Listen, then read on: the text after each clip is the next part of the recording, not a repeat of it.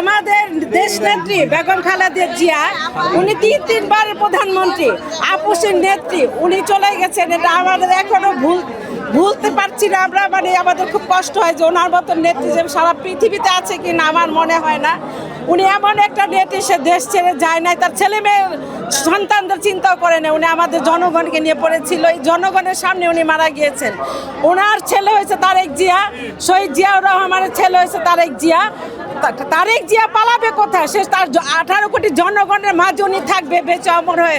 যদি মারাও যায় আমাদের নিয়েই মরবে সে, সেই দেশ ছেড়ে পালাবে না কোথাও। এটা আমাদের বিশ্বাস, জনগণ সারা 18 কোটি বাংলার বিশ্বাস যে তারেক জিয়া একজন আদর্শ নেতা হবে।